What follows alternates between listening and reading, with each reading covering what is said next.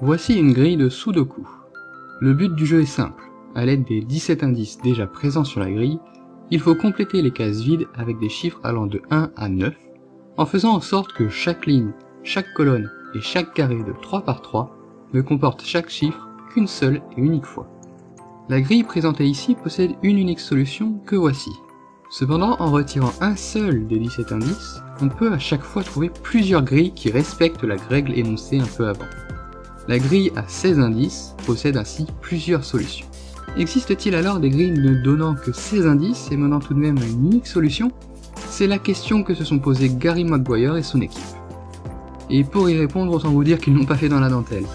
Leur stratégie consistait à énumérer toutes les grilles complètes et correctes de Sudoku, puis de vérifier qu'à chaque fois qu'ils sélectionnaient un sous-ensemble de 16 nombres dans cette grille en guise d'indice, ils aboutissaient toujours à plusieurs solutions.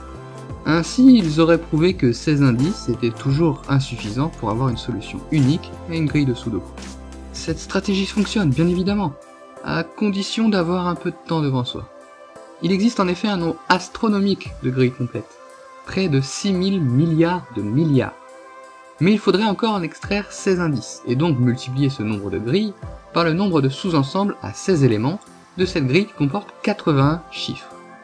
En gros, multiplier 6000 milliards de milliards par 30 millions de milliards. Pour vous donner une petite idée de l'ampleur de la tâche, même en ayant à disposition 1 milliard d'ordinateurs, chacun capable de faire 1 milliard de ces opérations par seconde, il faudrait pas moins de 500 milliards d'années pour accomplir tout cela.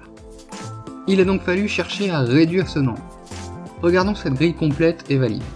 En permutant deux bandes de 3 colonnes, on obtient une nouvelle grille valide. Si la première est résoluble avec 16 indices, la seconde l'est aussi forcément. On réduit ainsi notre total de grilles valides à étudier.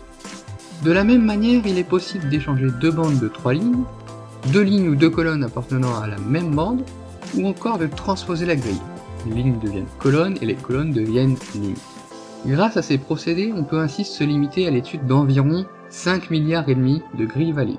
C'est mieux, mais encore insuffisant vu l'important nombre de combinaisons de 16 éléments que l'on peut en tirer. Mais là aussi, il est possible de réduire cette quantité.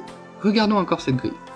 Vous remarquez qu'en interchangeant les 1 et les 6 colorés ici, on obtient de nouveau une grille valide. Il faut donc impérativement qu'un de ces 4 nombres figure parmi les indices, sans quoi nous aurons 2 solutions. On dit que cet ensemble de 4 nombres est inévitable. En cherchant ainsi les ensembles inévitables d'une grille, on peut réduire les combinaisons d'indices à donner. Ainsi s'établit donc la stratégie de Gary McGuire. Pour chaque grille, il fallait établir tous les ensembles inévitables de moins de 13 cases, pour que ce ne soit pas trop long tout de même. Une fois cela fait, il fallait encore tester tous les sous-ensembles de ces indices qui tenaient compte des ensembles inévitables. Enfin, pour tous ces sous-ensembles, il restait encore à prouver qu'au moins 2 grilles convenaient. Et la réponse est arrivée. Au bout d'un an de calcul par ordinateur tout de même. Grâce à l'outil informatique, on a donc prouvé que 16 indices ne suffisent jamais pour fournir une grille de Sudoku ayant une unique solution. Ouf! Les démonstrations par informatique ne satisfont pas tout le monde. Elles sont souvent brutes et dénuées d'élégance. Toutefois, ce type de démonstration a plusieurs résultats à son palmarès, et voici plusieurs vidéos qui les abordent. Comme d'habitude, n'hésitez pas à partager cette vidéo si elle vous a plu, et n'hésitez pas à vous abonner à la chaîne pour suivre son actualité. A bientôt!